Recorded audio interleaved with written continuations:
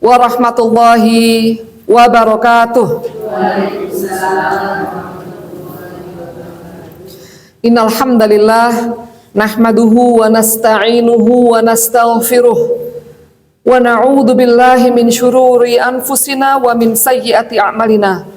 Man yahdihillahu fala mudhillalah wa man yudlilhu fala hadiyalah. Asyhadu an la ilaha illallah wa asyhadu anna Muhammadar Rasulullah. Rabbi shrah li sadri wa yassir li amri wahlul 'uqdatam min lisani yafqahu qawli. Apa kabar Ibu sekalian, sehat? Alhamdulillahirabbil alamin. Segala puji bagi Allah yang kembali mempertemukan kita di kelas sirah sahabiah ini dalam keadaan sehat walafiat. Marilah bersama-sama kita haturkan sholawat serta salam kepada kekasih kita, junjungan kita Rasulullah Sallallahu Alaihi Wasallam, al-mathalul a'la, sebaik-baik contoh bagi kita. Ibu pian rahmati Allah, tidak terasa kita sudah memasuki bulan apa ini? Betul, bulan Maulid ya. Bulan Maulid itu bulan apa? Rabiul Awal ya. Kapan Rasulullah dilahirkan? Tanggal? Ya, jadi gini, memang ada pendapat ya tanggal 12 Rabiul Awal. Ada juga yang berpendapat tanggal 9 Rabiul Awal. Ya, jadi ini masih belum fix gitu. Mana yang belum satu suara ya para ulama ahli sirah ya tentang kapankah lahirnya Rasulullah Sallallahu Alaihi Wasallam. Tapi yang populer tanggal 12 Rabiul Awal. Ada yang berpendapat tanggal 9 ya.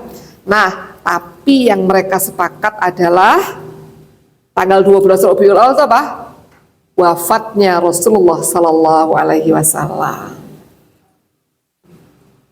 Ibu-ibu sampun pirsa wafatnya Rasulullah tanggal 12 Rabiul Awal? Belum. Nah, ini saya berikan infonya. Ya. Jadi kalau misalnya berpendapat tanggal 12 itu yang sahih ya, berarti Rasulullah Sallallahu Alaihi Wasallam dilahirkan dan diwafatkan di tanggal yang sama, tanggal dan bulan yang sama. Usia beliau pas 63 tahun pada hari Senin. Gitu ya. Jadi apa hikmah yang bisa kita petik dari ini semua? Kita boleh nggak merayakan Maulid Nabi? Mungkin bukan merayakan, tapi kita ganti namanya bukan perayaan, tapi apa? Peringatan. Karena kalau perayaan gimana? Ya, jika kalian mengingat musibah, ya, maka ingatlah musibah terbesar yang menimpa kalian, yaitu wafatku, kata Rasulullah Sallallahu Alaihi Wasallam. Jadi apa musibah yang paling besar menimpa kita? Wafatnya Rasulullah Sallallahu Alaihi Wasallam. Ya, mana yang lebih besar? Ya, musibah wafatnya orang tua kita atau wafatnya Rasulullah Sallallahu Alaihi Wasallam? Wafatnya anak kita atau wafatnya Rasulullah Sallallahu Alaihi Wasallam? Kenapa, Bu? Laqad ja'akum rasulun min anfusikum azizun alaihi ma anittum harisun alaikum bil mu'minin raufur rahim. Adakah yang seperti ini? Ya, yang azizun alaihi ma anittum, yang berat terasa olehnya bukan penderitaannya, padahal kita tahu kehidupan Rasulullah Sallallahu Alaihi Wasallam seberat apa. Tapi yang berat bagi Rasulullah Sallallahu Alaihi Wasallam ma'anittum, ya, ma'anittum apa yang menimpa kalian, penderitaan kalian. Yang paling ditakutkan oleh Rasulullah Sallallahu Alaihi Wasallam, kita disiksa di api neraka, kita nggak lolos uji kelayakan surga sehingga kita harus ngamar dulu di neraka. Na'udzubillahi min dzalik. Ya, harisun alaikum bil mu'minin, yang paling diinginkan oleh Rasulullah Sallallahu Alaihi Wasallam kita menjadi mukmin, kita membersamai beliau kelak di Jannatul Firdausi al-A'la. Adakah orang yang seperti itu sama kita, sedemikian kerasnya berjuang seperti itu? Yauma yafirul mar'u min akhihi wa ummihi wa abihi wa sahibatihi wa banihi likulli imri'in minhum yauma idzi sya'nun yughnih. Hari lari orang dari suaminya, dari anaknya, dari bapaknya, semuanya. Kenapa? Likulli imri'in minhum yauma idzi sya'nun yughnih. Hari itu ya ada perkara yang menyibukkan mereka. Sementara Rasulullah Sallallahu Alaihi Wasallam ya akan menanti kita dengan syafaat uzmanya, dengan syafaat yang agungnya. Ya, mana yang lebih mencintai kita? Rasulullah apa? Orang-orang yang terdekat dari kita. Rasulullah Sallallahu Alaihi Wasallam, hari ketika semua orang takut sama Allah, mereka semua nggak berani, gitu ya. Mereka semua sibuk ngurusin diri masing-masing, takut kecemplung neraka, gitu ya. Teringat dosa-dosanya. Maka siapa yang memperjuangkan kita? Siapa? Rasulullah Sallallahu Alaihi Wasallam. Jadi sedih nggak dengan kematian Rasulullah Sallallahu Alaihi Wasallam? Kehilangan banget nggak? Musibah banget nggak? Jadi mari kita isi ya, bukan hanya bulan Rabiul Awal, tapi bulan-bulan lain, gitu ya, dengan hal-hal yang akan bisa menjadikan ya perjuangan Rasulullah Sallallahu Alaihi Wasallam tidak sia-sia, menjadikan Rasulullah Sallallahu Alaihi Wasallam bangga kalau ketemu kita. Tidak sia-sia aku memperjuangkanmu, gitu ya. Nah, tidak sia-sia aku mencintaimu. Emang Rasulullah cinta sama kita? Apa buktinya kalau cinta sama kita? Betul, bukan hanya yang dipikirkan, tapi yang disebut-sebutnya. Padahal saat itu ada istrinya yang paling dicintainya, Aisyah bintu Abu Bakar radhiyallahu anhuma. Ada juga putrinya yang paling dicintainya, Fatimah Az-Zahra radhiyallahu anha. Ya, tapi siapa yang disebut-sebut oleh Rasulullah Sallallahu Alaihi Wasallam? Kita, ummati, ummati, ummati. Bahkan saat sakaratul maut, semakin kuat mendera tubuhnya yang mulia. Sakaratul maut yang tidak pilih-pilih, ya, menimpakan segala penderitaan yang paling berat, walaupun ke tubuh yang paling mulia itu. Apa yang ada di lisannya yang sangat mulia, ya Allah, ya, timpakanlah rasa sakitnya sakaratul maut umatku kepadaku, ya Allah. Sallallahu Alaihi Wasallam. Termasuk juga ketika suatu hari beliau menangis, suatu hari beliau meneteskan air mata. Wadittu anni laqitu ikhwani. Aduh, pengen banget aku, rindu banget aku ketemu sama saudara-saudaraku. Awalaisa nahnu ikhwanak ya Rasulullah. Bukankah kami adalah saudara-saudaramu ya Rasulullah? Katanya para sahabat, nah antum ikhwani, antum ashabi, kalian adalah sahabat-sahabatku. Akan tetapi saudara-saudaraku adalah yang beriman kepadaku, padahal mereka tidak pernah bertemu denganku. Belum ketemu kita, Drubuk sudah kuangan Rasulullah sama kita sampai nangis. Ada cinta yang seperti itu? Gak ada, Bu. Ya, kecuali Rasulullah Sallallahu Alaihi Wasallam. Makanya mari kita isi peringatan Maulid ini ya, bukan hanya memperingati, ya, memperingati Maulid, tapi juga wafatnya Rasulullah Sallallahu Alaihi Wasallam. Kembalilah kepada sunnah. Ya, coba kita mulai ingat-ingat lagi. Dalam sehari saya sudah baca sholawat berapa kali? Gitu ya. Sejauh mana saya mengenal pribadi Rasulullah Sallallahu Alaihi Wasallam, baik, dan membela beliau ya, tentu saja dengan melaksanakan apa yang Allah perintahkan dan menjauhi apa yang dilarang oleh Allah Subhanahu wa taala. Semoga Allah memberikan kepada kita kemudahan untuk bermujahadah di dunia ini, ya, dan kemudian Allah sampaikan kita dan keluarga kita pada sebaik-baik hasil yang dengannya kelak Allah akan mempertemukan kita dengan sebaik-baik buku catatan amal, dan ya Allah meridhoi kita untuk menghuni surganya bersama-sama keluarga kita. Amin ya rabbal alamin. Baik, hari ini kita lanjutkan nggih Bu tentang Bunda Aisyah, tinggal penggalan terakhirnya ini. Ya, 3 kali pertemuan mohon izin nggih untuk Bunda Aisyah radhiyallahu anha kita agak lama. Sebetulnya kalau kita mau bahas semua hadis yang berkenaan dengan Bunda Aisyah radhiyallahu anha nggak cukup 3 kali pertemuan. Ya mungkin banyak sekali karena hadis yang beliau riwayatkan sangat banyak. Ya, tapi ini kita pilih saja ya, mana yang paling urgent kita angkat agar kita bisa segera berkenalan dengan bunda-bunda kita yang lain.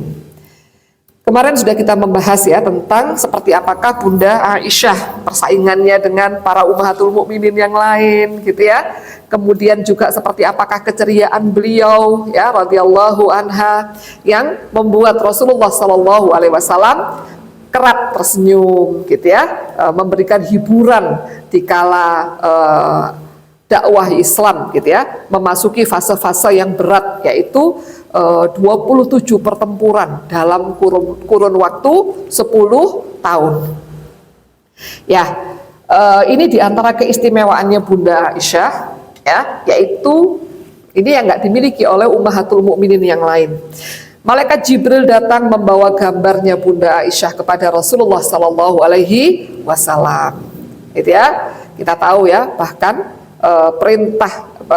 Allah memerintahkan Rasulullah Sallallahu Alaihi Wasallam untuk menikahi Bunda Aisyah lewat mimpi. Ya, 3 hari berturut-turut Malaikat Jibril membawakan gambarnya Bunda Aisyah. Hai Rasulullah Sallallahu Alaihi Wasallam, ini adalah Aisyah. Ya, ini adalah istrimu di surga kelak. Ya, berarti itu adalah istrinya di dunia juga. Maka itu yang pertama. Kemudian yang kedua, Rasulullah Sallallahu Alaihi Wasallam menikahinya saat berusia 7 tahun atau 6 tahun ya, dan diserahkan kepada Rasulullah saat berusia 9 tahun. Ya, dan beliau adalah satu-satunya istri yang dinikahi oleh Rasulullah Sallallahu Alaihi Wasallam dalam keadaan masih gadis. Ya. Kemudian wahyu turun saat Rasulullah Sallallahu Alaihi Wasallam satu selimut dengannya. Nanti kita bahas insya Allah. Kemudian salah satu orang yang paling Rasulullah Sallallahu Alaihi Wasallam cintai, dan sejumlah ayat-ayat Al-Quran turun untuk membuktikan kesuciannya. Insya Allah nanti kita juga akan bahas. Kemudian Bunda Aisyah ya pernah melihat malaikat Jibril alaihissalam. Ya, sangat istimewa gitu ya. Nah, kemudian Rasulullah Sallallahu Alaihi Wasallam wafat di rumahnya. Masya Allah ya, bukan hanya wafat di rumahnya saja, tapi wafat dalam pelukannya. Ya, Masya Allah. Itu keistimewaan Bunda Aisyah radhiyallahu anha. Ya, kita membahas ya, Jibril mengucapkan salam pada Bunda Aisyah.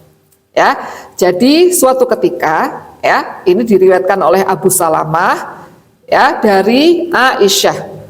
Ya, suatu hari Rasulullah Sallallahu Alaihi Wasallam berkata, wahai Aish, ya, panggilan kesayangannya selain Humairah adalah Aish, gitu ya, Aish.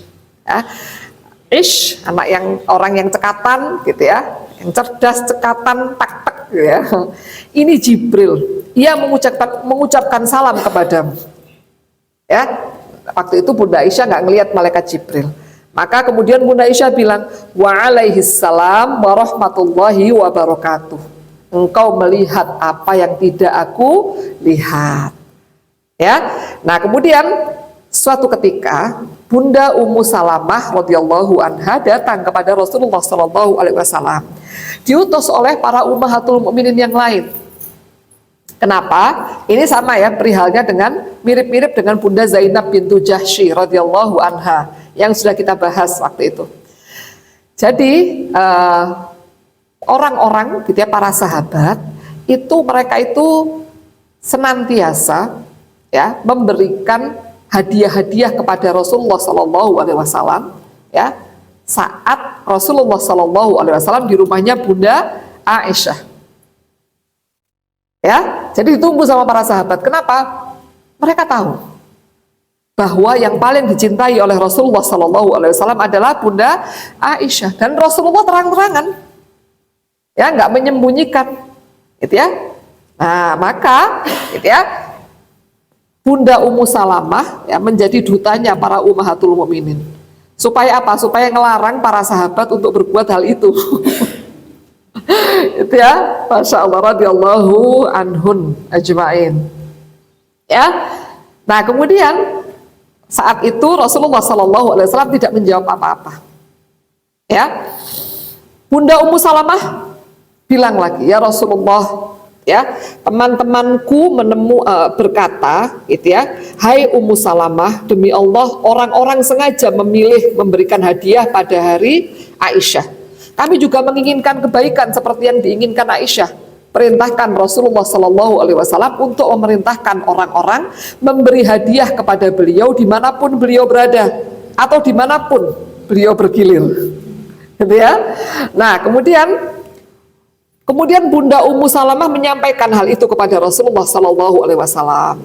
Ya, kemudian Rasulullah Sallallahu Alaihi Wasallam nggak menjawabnya sampai diulangi, ya, 3 kali oleh Bunda Ummu Salamah. Rasulullah Sallallahu Alaihi Wasallam bersabda, wahai Ummu Salamah, jangan kau menyakitiku terkait Aisyah, karena wahyu tidak diturunkan kepadaku ketika aku berada dalam satu selimut bersama seseorang di antara kalian selain Aisyah. Masya Allah, ya, kita kalau mau mikir-mikir, kalau kita jawabannya gimana? Ya terserah orang-orang mau memberikan di mana, kan gitu ya. Tapi Rasulullah SAW menjawabnya luar biasa. Ya, jangan aku disakiti masalah ini, ya, tentang Aisyah. Kenapa? Wahyu itu lo nggak turun, ya, ketika aku bersama dengan kalian dalam satu selimut, ya, kecuali hanya bersama dengan Aisyah. Ini di antara kelembutan Allah Subhanahu wa taala kepada Bunda Aisyah. Ya, gimana seorang perawan yang masih muda belia memasuki rumah tangga nabawiyah, ya, termasuk yang awal-awal, ya kan, ya, bersama dengan Bunda Saudah, kemudian satu demi satu madunya memasuki kehidupan rumah tangganya, gimana? Maka Allah menjadikan hatinya Rasulullah Sallallahu Alaihi Wasallam, ya, menjadi paling condong kepada Bunda Aisyah, walaupun secara perilaku Rasulullah adil. Tapi kalau hati ini milik siapa? Milik Allah. Dan di antara kelembutannya Allah kepada Bunda Aisyah, yaitu dijadikannya Rasulullah Sallallahu Alaihi Wasallam paling mencintai beliau radhiyallahu anha. Ya, nah kemudian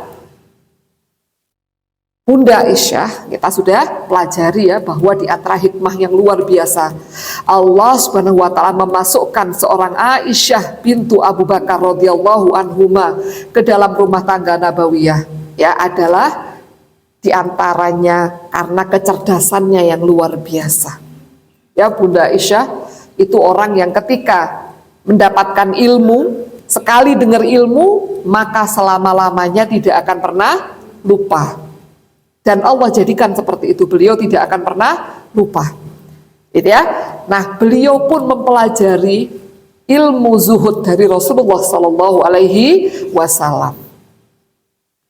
Ya, kita tahu seperti apa zuhudnya Rasulullah Sallallahu Alaihi Wasallam. Bahkan, gitu ya, dalam rumah tangga beliau, ya, gimana rumah tangga Rasulullah Sallallahu Alaihi Wasallam? Tidak pernah kenyang makan gandum selama 2 hari berturut-turut atau 3 hari berturut-turut. Bayangin, ya, kalau kita nggak pernah kenyang makan nasi selama 2 hari berturut-turut atau 3 hari berturut-turut, gimana itu? Ya, kemudian ketika bertanya sahabat, kalau gitu apa yang kalian makan di rumah, wahai ibunda? Yang kami makan adalah aswadan, yaitu kurma dan air. Akan tetapi, ya, kadang-kadang para tetangga kami, ya, orang-orang Ansor memberikan susu unta. Mereka punya peternakan unta, gitu ya. Ya, susu untanya diberikan kepada Rasulullah Sallallahu Alaihi Wasallam. Itu diantara makan. Bayangin ya. Padahal ya, apakah Rasulullah Sallallahu Alaihi Wasallam orang miskin? Rasulullah itu paling kaya, Bu. Ya, kalau dibilang Rasulullah mana yang lebih kaya dengan Utsman bin Affan radhiyallahu anhu? Kayaan Rasulullah. Ya, 1/5 ghanimah harta rampasan perang itu milik Rasulullah. Ya, kaya banget. Tapi ya, kekayaan Rasulullah Shallallahu Alaihi Wasallam tidak menjadikan lifestyle-nya berbeda. Nah, kita kadang-kadang kan gitu, Bu, ya, atau memang kita seperti itu. Baru seperti itu. Saya juga ya, mudah-mudahan bisa berkurang, semakin lama kecintaannya sama dunia semakin berkurang. Jadi kita kalau misalnya penghasilan meningkat, apa yang terjadi? Lifestyle juga ya berubahlah lifestyle-nya. Kalau dulu pakai sepatu yang harga 100.000 ya, atau di bawahnya nggak apa-apa, enak-enak aja ya. Kalau sekarang kalau sekarang alasannya ini mungkin faktor U. Ya, nah itu tadi. Karena apa? Lifestyle. Kalau Rasulullah Shallallahu Alaihi Wasallam nggak seperti itu, Bu. Tetap dengan kesederhanaannya. Gitu ya. Saya itu tadi pagi itu nangis baca sirahnya Sayyidah Fatimah radhiyallahu anha. Ya Allah, kita rasanya mulia sekali beliau itu. Gitu ya. Nanti kalau selesai Ummahatul Mukminin kita akan bahas para sahabiah yang dimulai otomatis dari Sayyidah Fatimah radhiyallahu anha. Nah ya, nah kemudian Rasulullah Shallallahu Alaihi Wasallam itu orang yang kalau infak ini all out banget, langsung diberikan semua hartanya. Pernah saya sampaikan ya, Rasulullah Shallallahu Alaihi Wasallam itu mendapatkan harta rampasan perang satu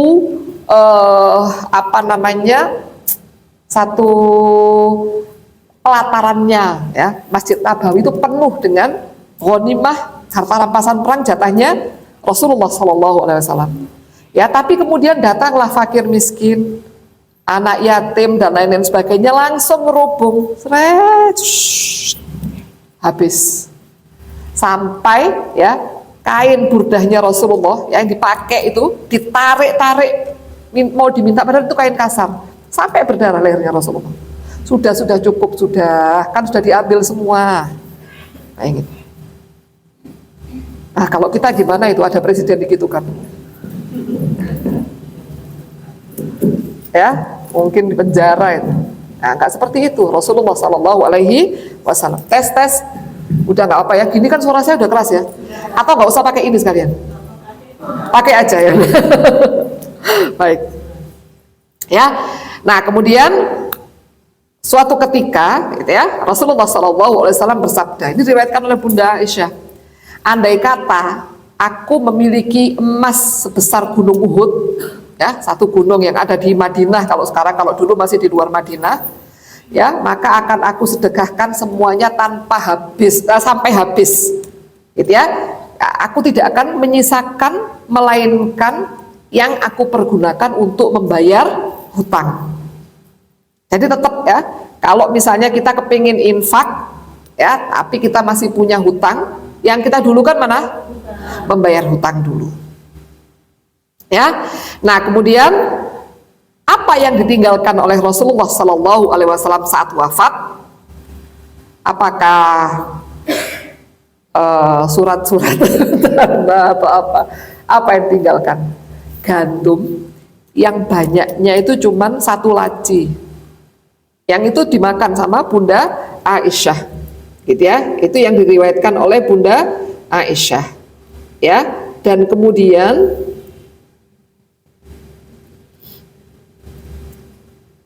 ya nggak ada, sudah hanya gandum itu tadi, ya. Dan kemudian beliau tidak meninggalkan dinar, dirham, budak lelaki, budak perempuan atau apapun selain ya bigol putih yang biasa beliau tunggangi, ya. Bigol itu peranakan kuda dan keledai. Kemudian pedang dan sebidang tanah yang beliau berikan kepada Ibnu Sabil sebagai sodakoh. Ya, hampir gak ada, dan gak ada yang nyampe kepada Ummahatul Mukminin kecuali ya apa yang mereka makan tadi. Itu warisannya. Ya. Nah, kemudian kita tahu ya seperti apakah Rasulullah SAW tidur, alasnya tikar yang kasar, sampai Umar ya bin Al-Khattab radhiyallahu anhu berkata kepada Rasulullah SAW, ya Rasulullah, ngelihat ya Rasulullah itu tidur di alas yang kasar sekali sampai ada guratan-guratan di punggungnya yang mulia sallallahu alaihi wasallam. Maka Umar bin Al-Khattab bilang, ya Rasulullah, doakanlah agar umatmu ini mendapatkan, gitu ya, maksudnya ini kalau bahasa kita ya, segala fasilitasnya dunia. Orang-orang Persia sama Romawi yang gak beriman aja mereka punya segala macam fasilitas. Itu Rasulullah yang awalnya tidur duduk. Apa kamu meragukanku, hai Umar? Mereka itu orang-orang yang disegerakan oleh Allah apa kenikmatannya. Itu ya, nah sampai seperti itu. Pernah juga suatu ketika ada seorang sahabiah Ansor ngelihat alas tidurnya Rasulullah. Apa alas tidurnya Rasulullah Sallallahu Alaihi Wasallam di rumahnya Bunda Aisyah? Apakah bed cover yang dari sutra ataukah apa seperti punya kita di rumah? Apa seperti itu, atau mungkin katun Jepang yang halus? Apa Bu? Bed covernya Rasulullah apa? Selimut apa namanya ini, jaketnya Rasulullah yang dilipat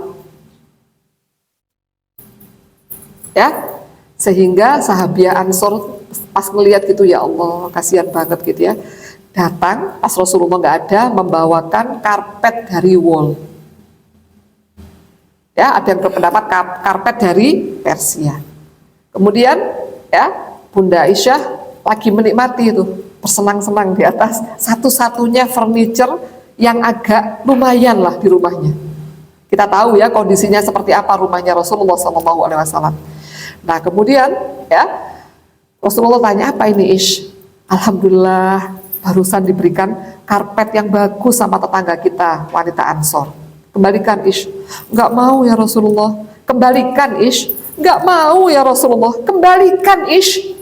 Wallah kalau aku mau, Allah akan menjalankan gunung-gunung sebagai emas untuk aku miliki. Ya, luar biasa. Kembalikan sama Bunda Aisyah. Satu-satunya furniture yang agak mewah. Ini kita malu banget rasanya. Yang ada kita apa? Kalau punya uang lebih, pengen mengupgrade furniture. Apalagi temenan sama Shopee nih, Allah Shopee ini sesat. Bukan Shopee yang sesat ya, sayanya ini ya kurang bijaksana ini kayaknya ya. Kalau udah teriak-teriak dia, ya Allah, udah ya, kepingin anu apa lagi nih, astagfirullahaladzim. Kita harus belajar ini ya, nahan gitu ya, apa yang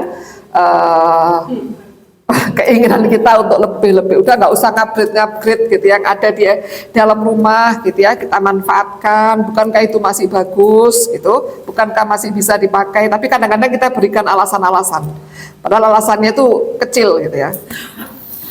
Ya pokoknya kalau misalnya kita masih belum bisa zuhud amat misalnya gitu ya Bu ya, istilahnya ada yang dibeli, ada yang dikeluarkan gitu ya. Rumusnya apa? Ada yang beli, ada yang diterima, ada yang dikeluarkan. Ya jumlahnya ini tadi. Nah khawatirnya kalau saya takut nih baju saya banyak yang belum dikeluarkan. Pengen tapi belum sempat waktunya. Kalau misalnya gitu ya, kita biarkan itu numpuk-numpuk di rumah ya, emas kita numpuk di rumah, gak disedekahkan, baju kita numpuk di rumah, ya kita bahil-bahilin. Jangan-jangan nanti itu sama Allah akan dijadikan apa? Bahan bakarnya neraka.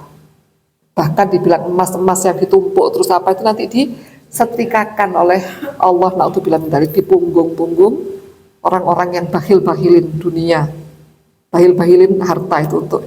Padahal kan sesungguhnya kita tuh kan musafir ya Bu ya. Kalau kita musafir, ya kita kan sudah paham dengan konsep dunia ini seperti rest area. Kita kalau di rest area, Bu, masa di rest area kita mau kita tutup-tutup no gitu. Bangun rumah yang gimana atau apa kan sekedarnya kan. Itu tadi. Ya ini memang kita kalau ngomong ini ya Allah harus introspeksi banget, bukan hanya ibu-ibu saya juga, gitu ya. Malu kadang-kadang kalau misalnya membaca sirahnya para sahabiah seperti apa sederhananya mereka. Ya, nah kemudian ini sudah ya, keluarga Muhammad tidak pernah kenyang roti gandum selama 2 hari berturut-turut, ya aswadain 2 atau 3 hari ya. Kemudian mengikat perut karena lapar. Ya, kalau sekarang kenapa mengikat perut karena lapar? Supaya sensasinya sensasi kenyang. Jadi diikat perutnya. Waktu perang Khandaq gitu ya, kita kalau yang sering kita dengar ya, Rasulullah SAW mengikat perutnya bukan hanya dengan 1 batu, Bu, dengan 2 batu. Para sahabat waktu itu ngikat perut mereka dengan 1 batu. Mereka kira mereka sudah bagus gitu ya. Ternyata mereka menyaksikan ketika Rasulullah SAW membuka gitu ya pakaian bagian atasnya atau tersingkap bagian atasnya, terlihat apa? 2 ganjelannya. Dan sekarang Bu, di Palestina, di Gaza Utara, mereka sampai ngikat kepala perutnya dengan batu. Dan bukan hanya itu, sampai mati kelaparan.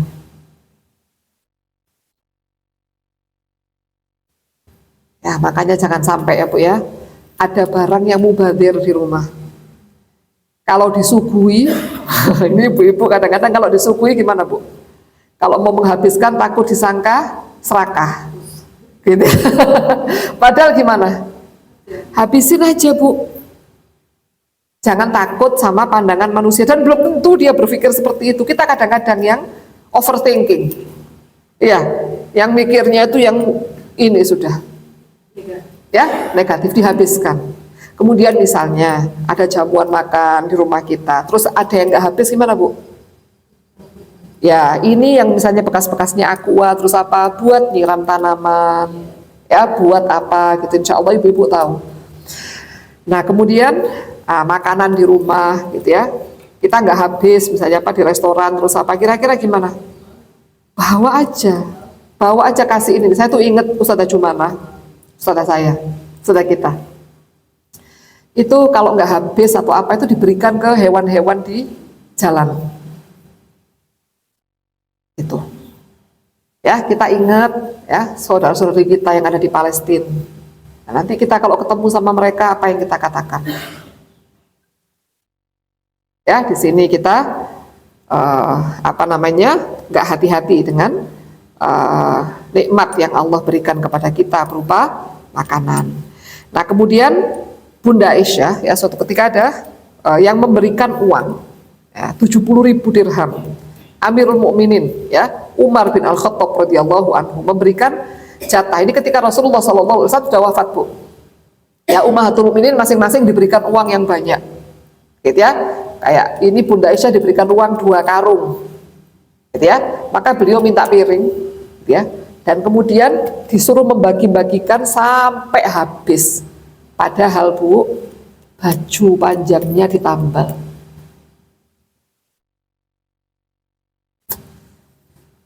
Ya, radhiyallahu anha. Kita rasanya kayak malu banget ya. Kayak gini ya Allah, astagfirullahaladzim.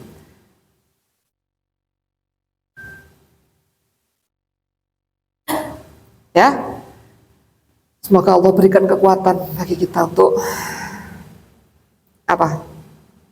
Menyederhanakan kehidupan, gitu ya. Untuk memperbanyak sedekah, bukan mempertinggi apa? Lifestyle, gitu ya, meningkatkan standar kehidupan. Nah, beliau ini katanya keponakannya, ya Urwah insya Allah, Urwah bin Zubair, ya seorang ulama dari kalangan sahabat. Apa yang beliau pendapat gitu ya tentang Bunda Aisyah? Aku belum pernah melihat ada orang yang seperti bibiku Aisyah dan ibuku Asma dalam hal infak. Mereka berdua itu sama-sama murah hatinya. Cuman ya bedanya, kalau bibiku itu uangnya dikumpulkan dulu baru sodakohkan. Sementara ibuku Asma bintu Abu Bakar itu apa? Nggak bisa tidur kalau ada uang. Kita nggak bisa tidur kalau nggak ada. Ini nggak bisa tidur kalau punya, kalau masih ada uang. Ini di bawah bantal ini ada uang. Waduh, gimana ini, gatal kepingin segera membelanjakan, bukan menyedekahkan. Kita kalau belajar tentang orang-orang yang ini sufi-sufi gitu ya, mereka itu orang yang apa, hidupnya itu hanya ingat Allah terus apa gitu ya. Kalaupun ada untuk kehidupan dunianya itu sedikit gitu ya, ditunaikan hanya seperti apa ya, itu tadi musafir yang dia itu membutuhkan makan dan minum atau apa ya secukupnya aja untuk menghilangkan haus dan lapar, untuk menegakkan tulang punggung gitu ya. Kemudian mereka kembali bermujahadah. Itulah para sahabat. Nah, kemudian suatu ketika gitu ya, Bunda Aisyah mendapatkan uang 100.000 dirham. Ya. Maka semuanya langsung disedekahkan. Ini yang kita yang populer ini ya. Sampai budaknya yang namanya Bariroh bilang, "Wahai Aisyah, kenapa kamu tidak meninggalkan 1 dirham saja untuk membeli sekerat daging untuk kita berbuka?" Ya, nah, kenapa kamu nggak ngomong dari tadi, nggak ngingetin? Ya, sampai lupa.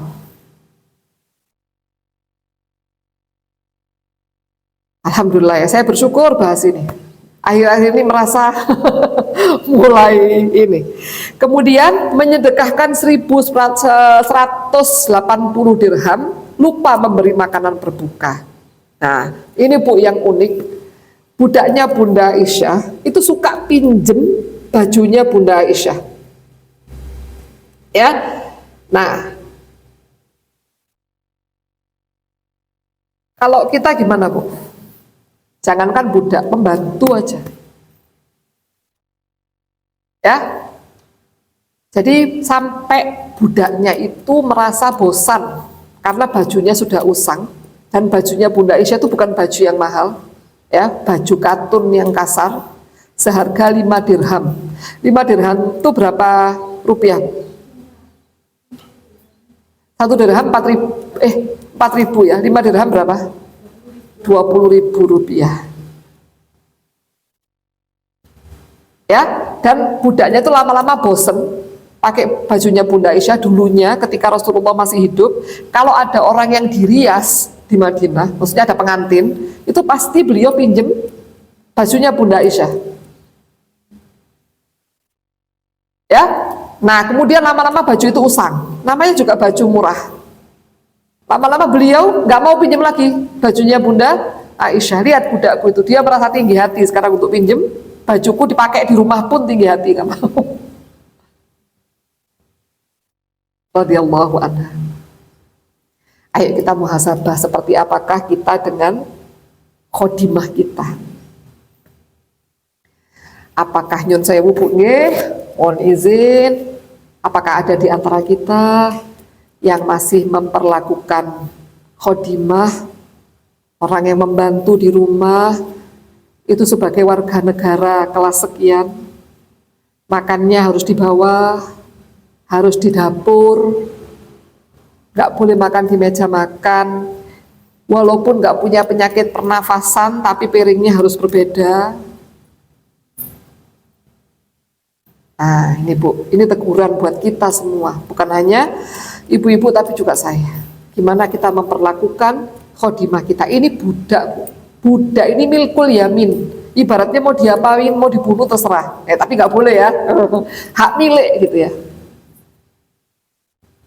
Tapi gimanakah Bunda Aisyah ya interaksinya dengan budaknya? Budaknya minjem bajunya Bunda Aisyah sampai lama-lama bosen, nggak mau lagi, soalnya bajunya udah nggak bagus, udah kusam. radhiyallahu anha. Inilah zuhud ya dan infaknya Bunda Aisyah radhiyallahu anha. Memang beliau itu tumbuh dalam sebaik-baik pendidikan, pengasuhan. Ya, kita udah tahu seperti apakah infaknya Abu Bakar As-Siddiq radhiyallahu anhu. Yang Allah sebutkan beliau itu adalah atqa. Apa atqa? Orang yang paling bertakwa. Ketika semuanya para sahabat itu ya diajak oleh Rasulullah SAW untuk berinfak, maka Abu Bakar memberikan, Umar dulu memberikan 50% dari hartanya. Umar merasa udah ini kayaknya paling banyak, ini gak ada yang melebihi saya. Ternyata datanglah Abu Bakar membawa semua hartanya. Wahai Abu Bakar, ya apa yang kau tinggalkan di rumah untuk anak istrimu? Aku meninggalkan untuk anak istriku Allah dan Rasulnya radhiyallahu anhu. Ini yang mendidik Bunda Aisyah. Dan dari gitu ya, beliau mewarisi gitu ya, sifat karomnya bapaknya. Nah, kemudian berpindah menuju pengasuhan Rasulullah SAW yang zuhudnya melebihi Abu Bakar As-Siddiq radhiyallahu anhu. Sudah, maka terciptalah Bunda Aisyah, gitu ya, figur zuhud yang utama, ya, suri tauladan bagi kita semua. Gitu ya Bu. Baik. Nah, kemudian beliau adalah ahli puasa dan ibadah. Jadi ketika Rasulullah SAW sudah wafat, itu Bunda Aisyah ya bisa dibilang puasa setiap hari Bu. Ya, puasa terus menerus. Makanya tentang boleh tidaknya puasa dahar ini masih ada perbedaan pendapat di kalangan para ulama, gitu ya. Puasa yang setiap hari itu. Nah, kemudian kebiasaan beliau untuk sholat, gitu ya, itu luar biasa. Ada seorang laki-laki, gitu ya, yang beliau itu namanya siapa? Al-Qasim.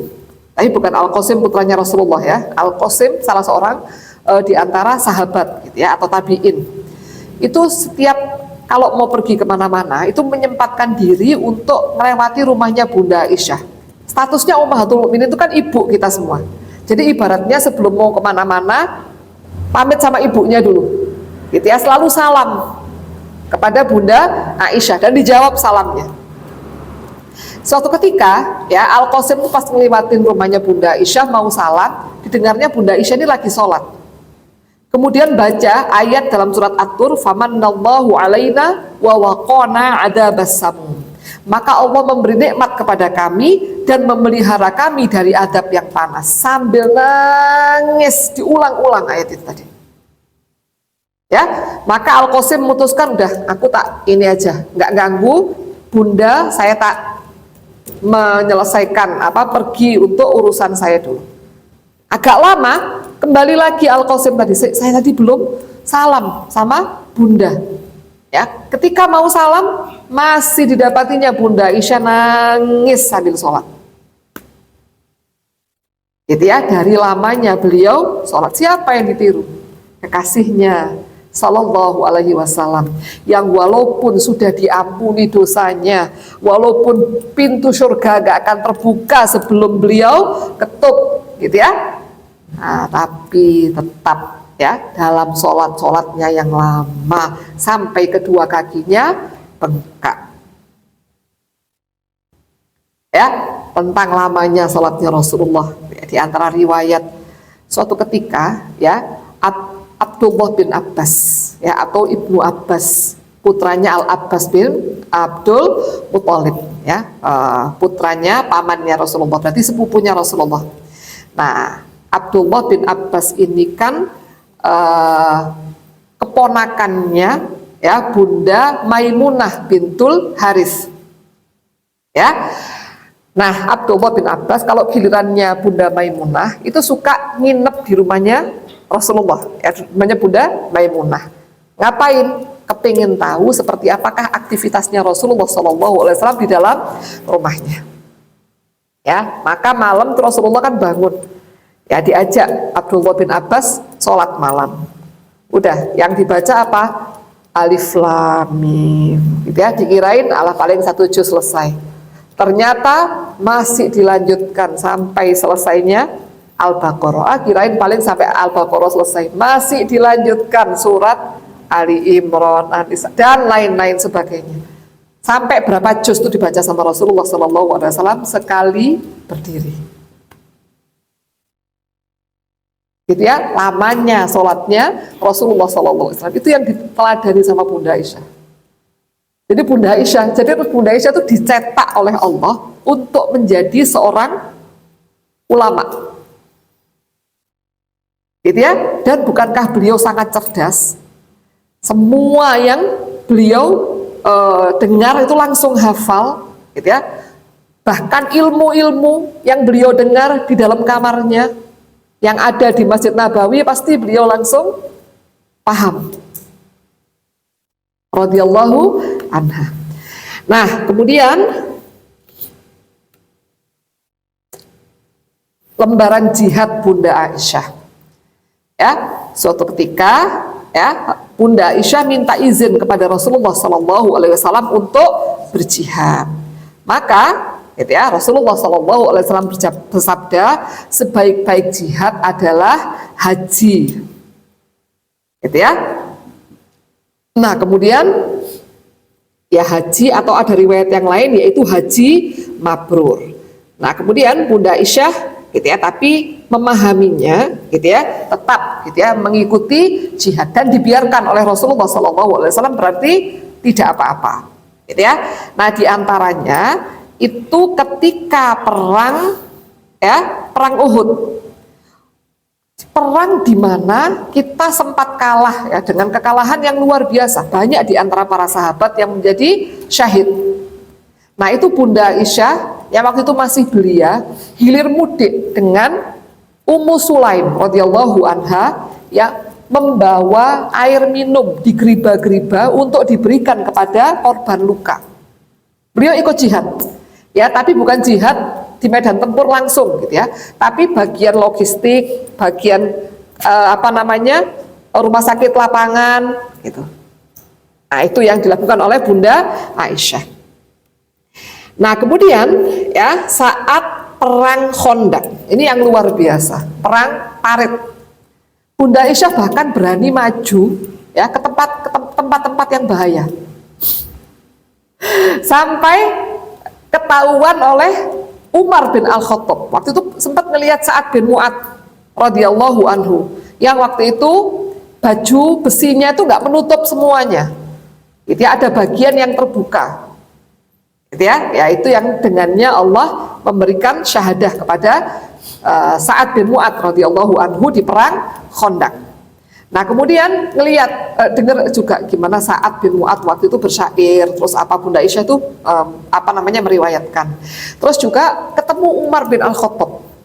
Ya, sama Umar tuh dimarahi sampai seolah-olah Bunda Aisyah tuh, aduh, aku rasanya kepingin masuk ke dalam tanah aja. Gitu ya. Nah, waktu itu ada orang laki-laki yang pakai baju besi, pakai topeng besi gitu, dilepas. Mungkin supaya bisa ngomong ya. Jadi dilepas. Ternyata itu adalah Thalhah bin Ubaidillah radhiyallahu anhu. Sudahlah Umar, sebaik-baik tempat berlindung itu adalah Allah. Karena dimarahi, dikritik terus sama Umar bin Al-Khattab. Kenapa kamu di sini, ini bahaya dan lain-lain sebagainya. Dibilang berkali-kali.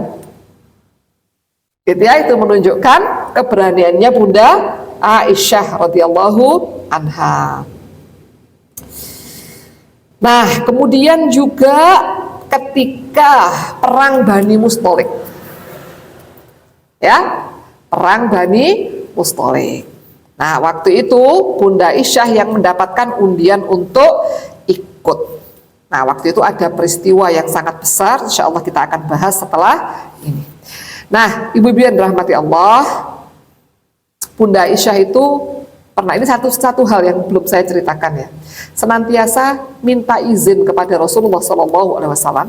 Ya, kalau misalnya ada tamu mau datang ke rumah, ini kadang-kadang ya sunnah yang sudah kita, kadang-kadang kita nggak bilang kan, nggak apa-apa sama suamiku gitu ya. Nah, kecuali kalau sudah memang diizinkan wallahu alam ya. Tapi Bunda Aisyah melakukan, Bu. Jadi suatu ketika ada paman susuan beliau minta izin mau ketemu Bunda Aisyah, mau ke rumahnya Bunda Aisyah. Maka tanya Bunda Aisyah kepada Rasulullah SAW, nggak apa-apa, suruh datang. Itu kan paman susuan. Yang nyusuin aku tuh perempuan, bukan laki-laki. Maksudnya ini laki-laki kan bibi susuanku kan gitu. Katanya Rasulullah SAW, tidak apa-apa, itu paman susuan. Gitu ya. Baik, kemudian setelah itu peristiwa hadisul ifki. Ya, hadisul ifki artinya berita bohong. Nah, ini bermula ketika Bunda Aisyah radhiyallahu anha mengikuti perang Bani Mustalik. Ya. Nah, saat itu Rasulullah SAW mendapatkan kemenangan yang sangat mudah. Bahkan Bani Mustalik itu cuma melemparkan panah-panah gitu ya, panah-panahan, gak lama mereka berhasil dikalahkan.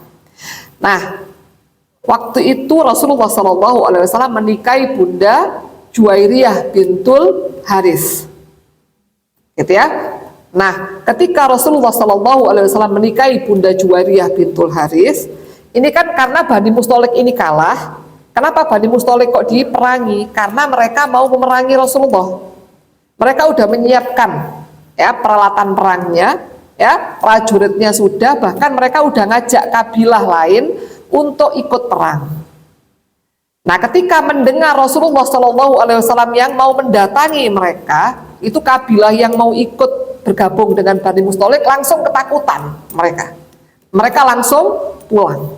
Ya, maka Bani Mustalik seorang diri. Nah, kemudian mereka dikalahkan oleh Rasulullah SAW dan para sahabat dengan mudah, tentu saja dengan izin Allah. Nah, kemudian ada putri Bani Mustalik, ya, yaitu Juwairiyah bintul Haris, ya, yang sebetulnya beliau itu ya jatuh sebagai tawanannya, gitu ya, budaknya milik seorang sahabat. Nah, beliau nggak mau menebus dirinya.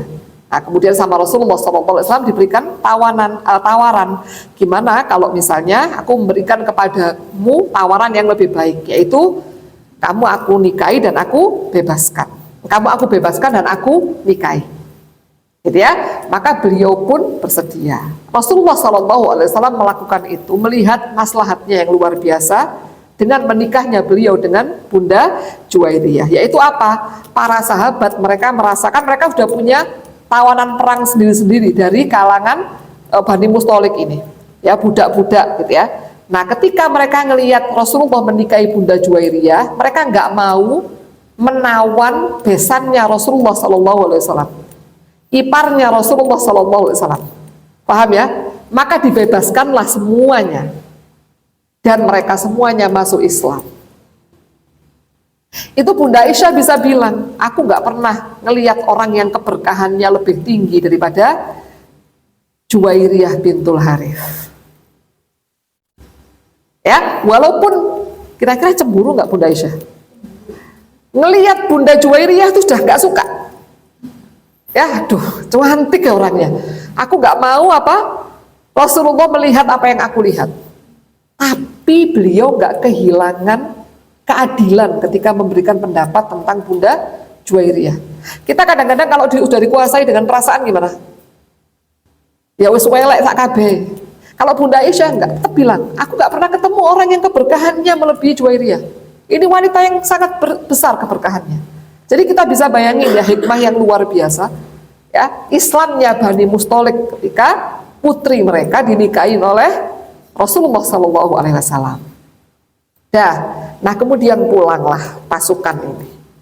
Ya, di perjalanan Bunda Aisyah itu, ini Rasulullah masih so sweet sama Bunda Aisyah awalnya, gitu ya, masih suka nyapa. Kita kan tahu ya kebiasaannya Rasulullah kalau di perjalanan gimana? Yang dijajari, yang di jalan bersama itu mesti sebelahnya untanya Bunda Aisyah. Masih nyapa-nyapa Bunda Aisyah, gitu ya, sampai ketika ada di rest area, gitu. Kalau kita bahasa kita sekarang tempat peristirahatan, kalungnya Bunda Aisyah hilang.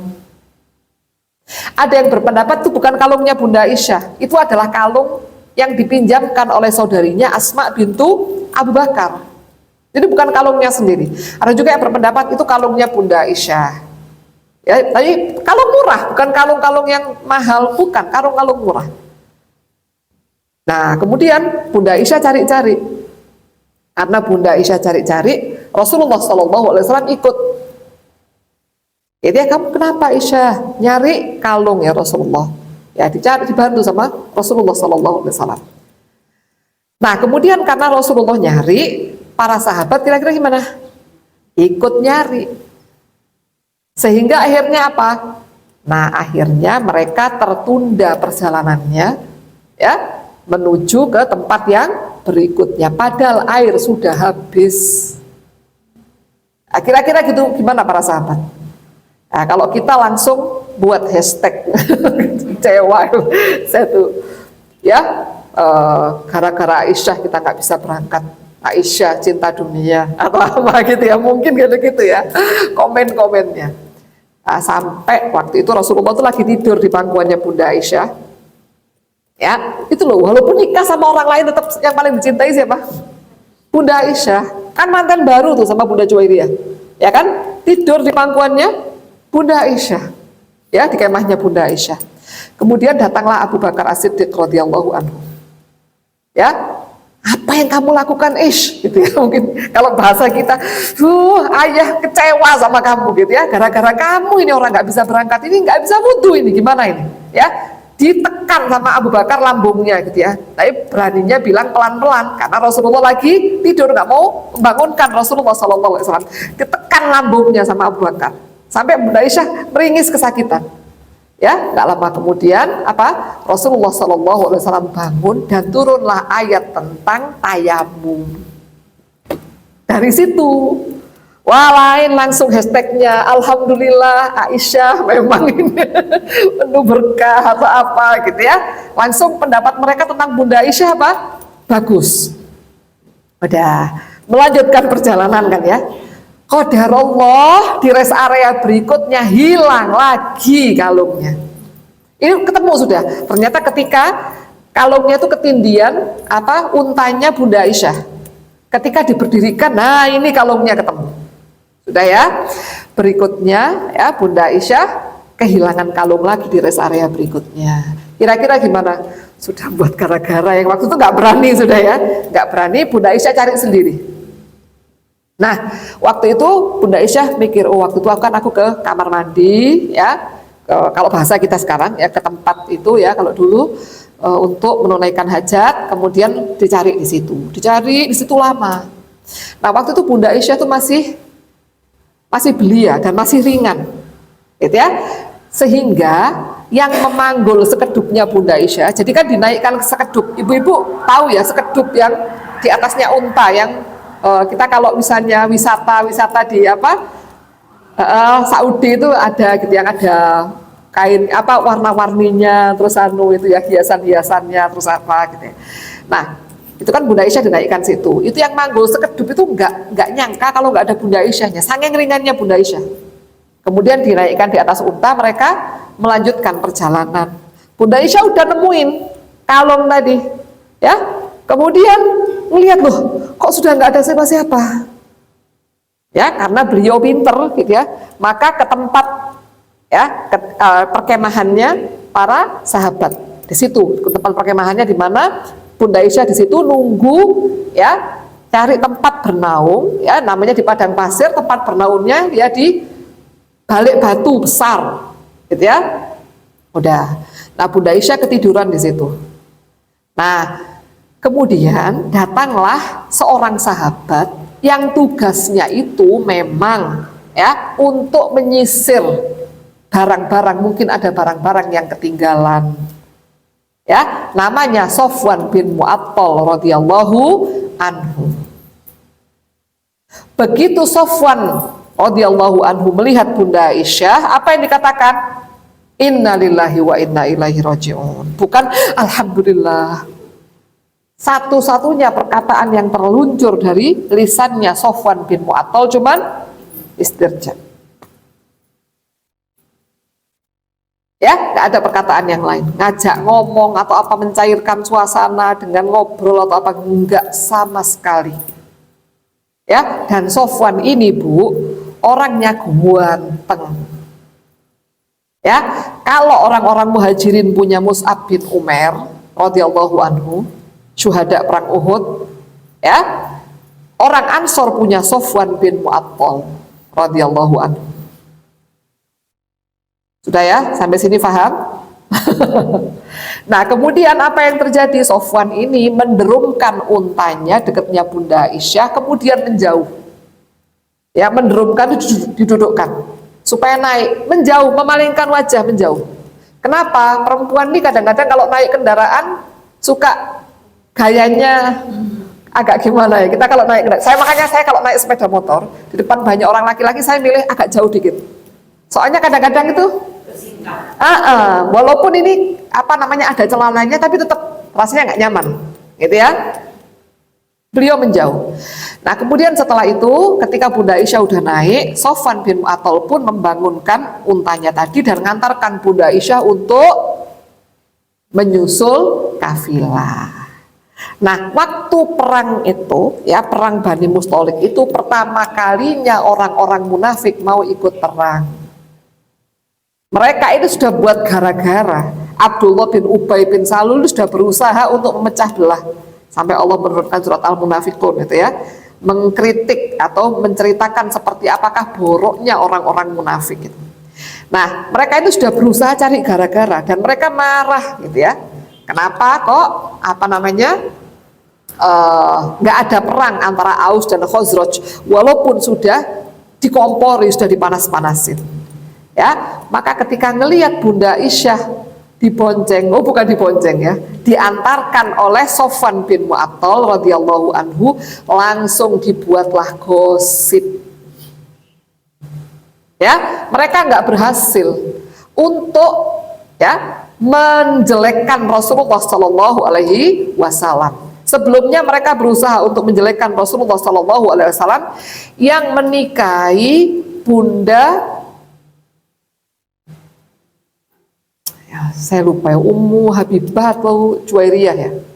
Kalau nggak salah Ummu Habibah itu ya Bunda Juwairiyah ya. Bunda Juwairiyah ini berarti yang kelima. Ya, nah ini mereka bilang lah kita semua kok apa namanya bukan sebentar. Bunda Zainab bintu Jahsh. Aduh, lupa saya, maaf ya Bu ya. Bunda Zainab, insya Allah. Iya, Bunda Zainab. Rasulullah menikahi Bunda Zainab itu pernikahan yang kelima. Berarti punya 5 istri gitu ya. Nah, si Abdullah bin Ubay berusaha. Kan munafik itu gini ya. KTP-nya apa munafik itu? Islam. Perbuatannya, begitu Islam ya kelihatan nggak menguntungkan, cepet-cepet dia menunjukkan aslinya. Nah, seperti itu.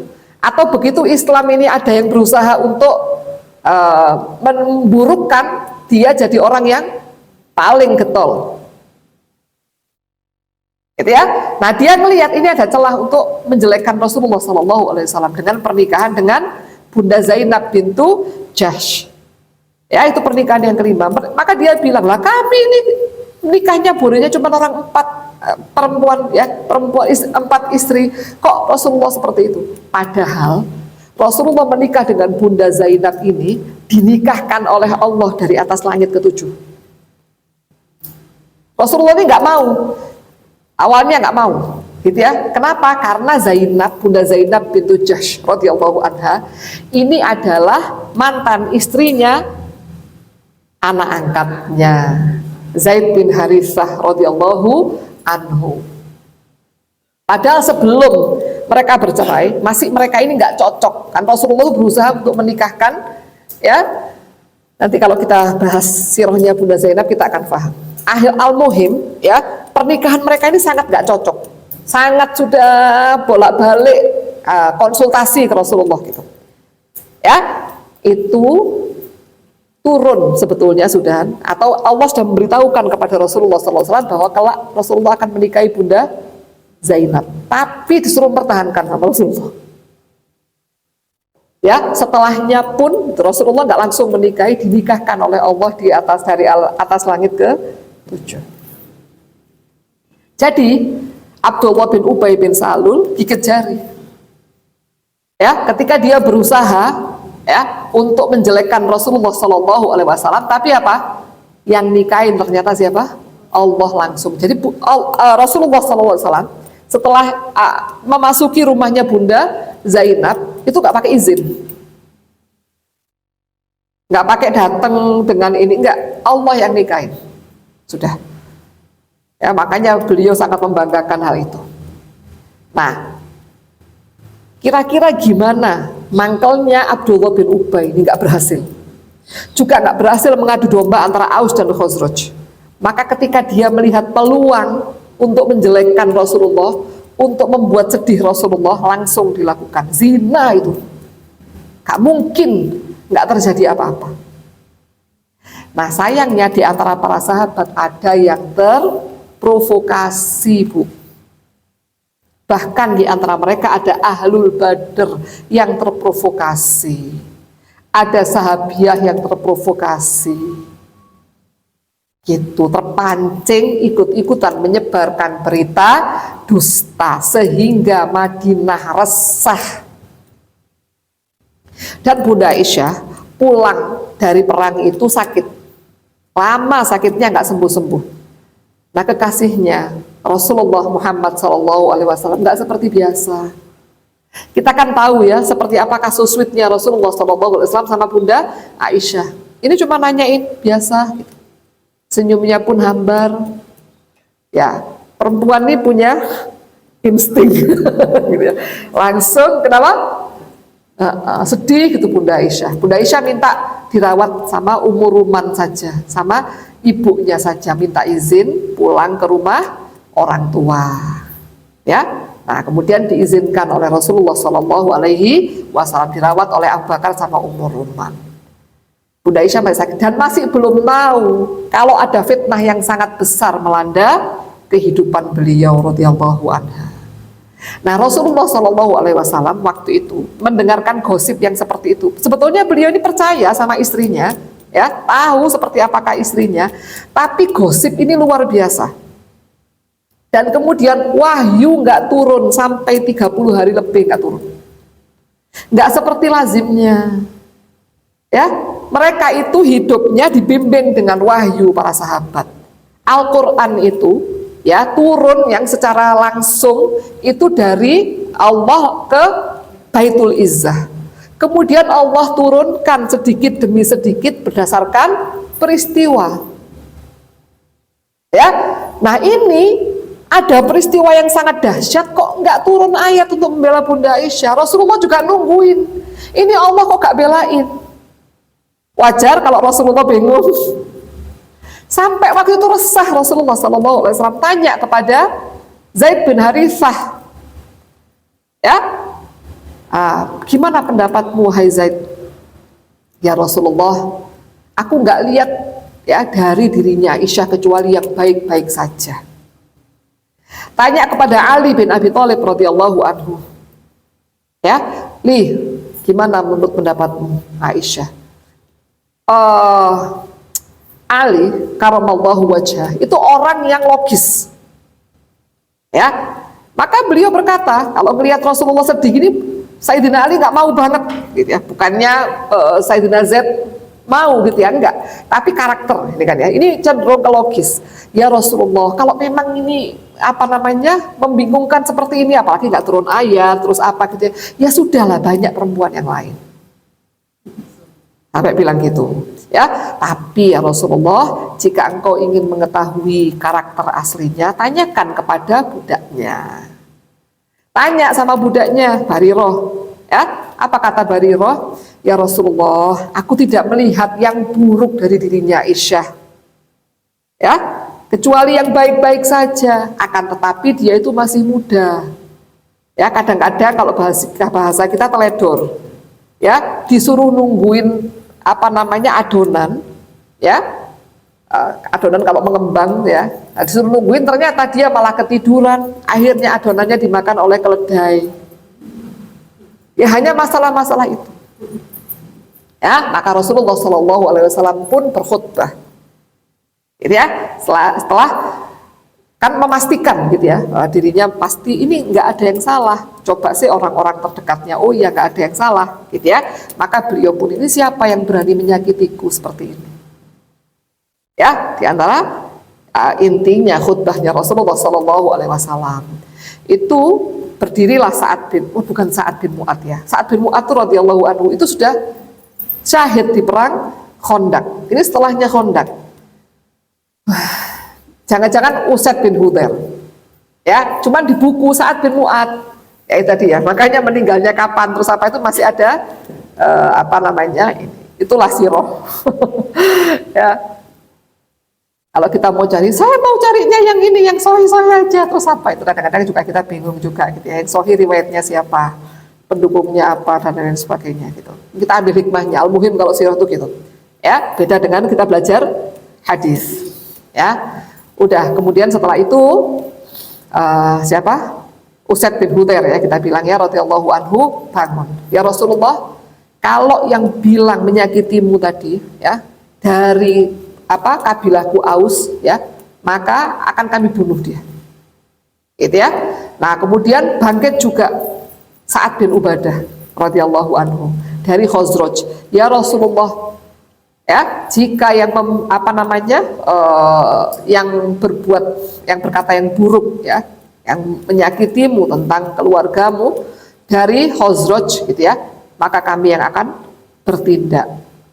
Wallahu a'lam gitu ya. Ini kok ada perdebatan akhirnya antara mereka berdua ya, hampir mereka saling bunuh-bunuhan waktu itu antara Aus dan Khazraj. Bayangin sampai seresah itu para sahabat.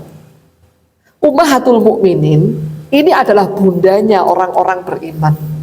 Berarti apa? Mereka itu ibu kita semua. Kalau ibunya gelisah gimana kira-kira? Anaknya ikut gelisah nggak? Ikut gelisah, subhanallah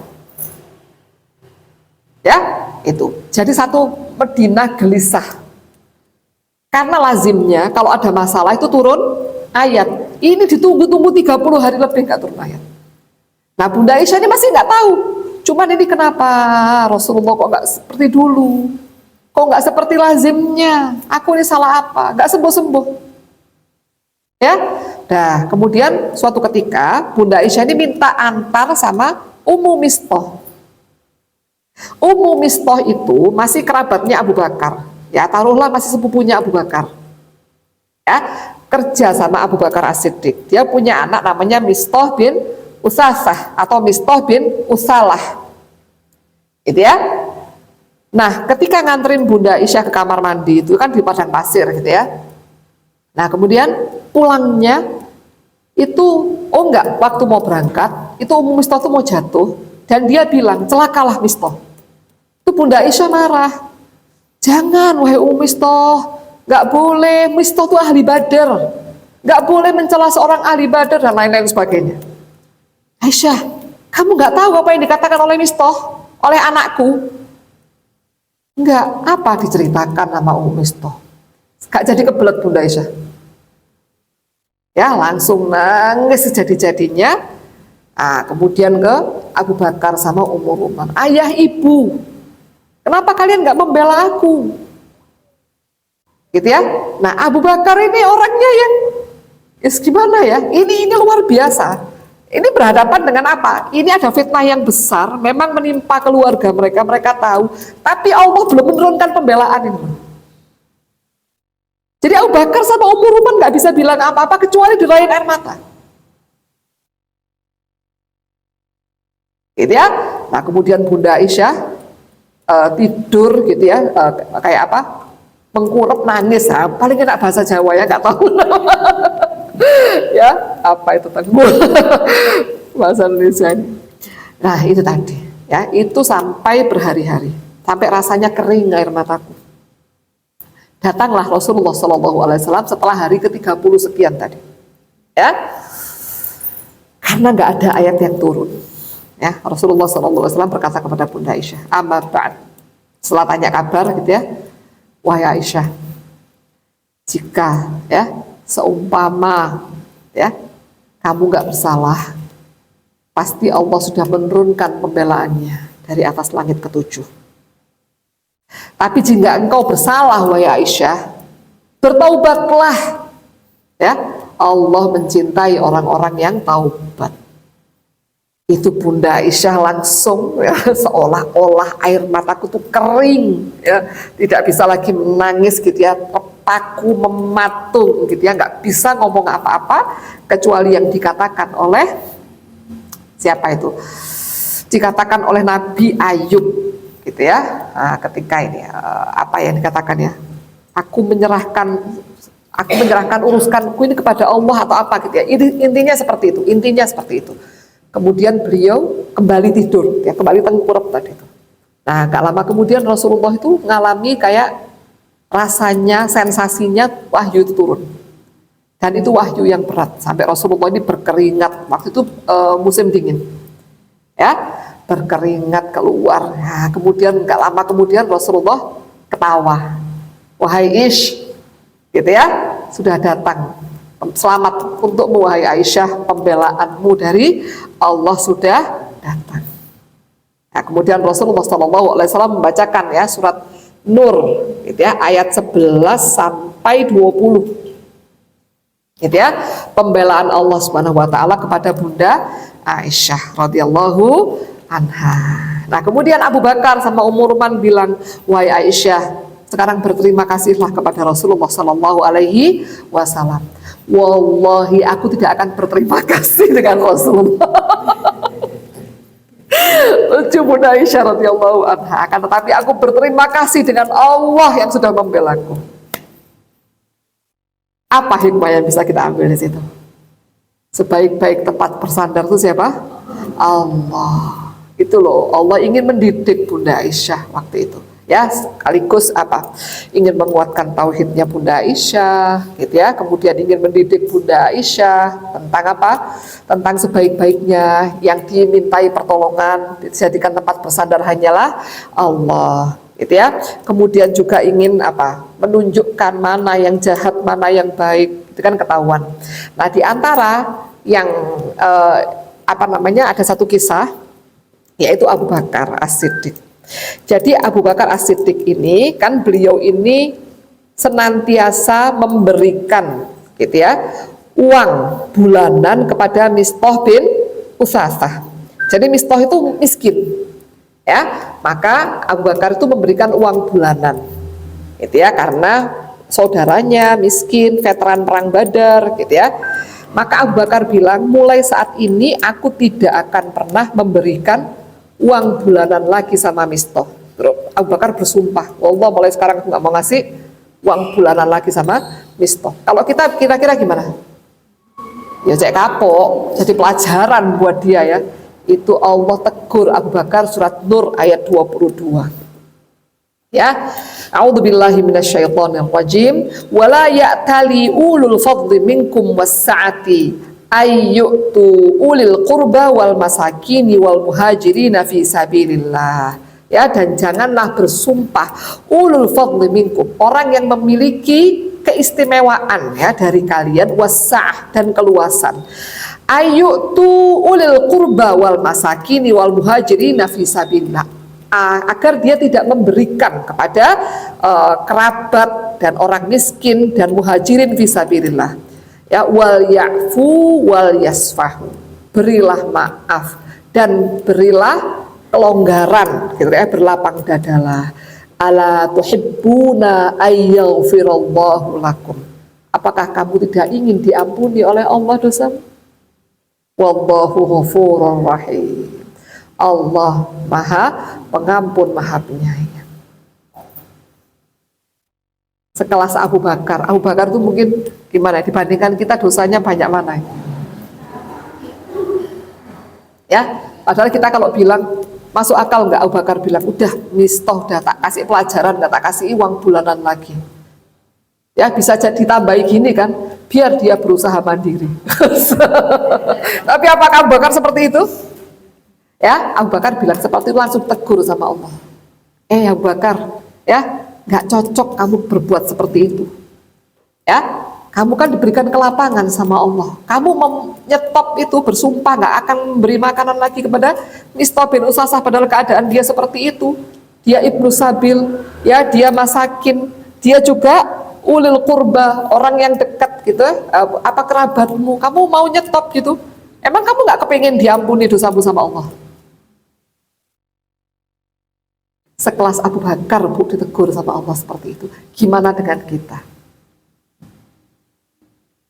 Ya, maka ini saya ngajak ibu-ibu sekalian untuk fa'fu wal yasfahu, maafkanlah dan berlapang dadalah.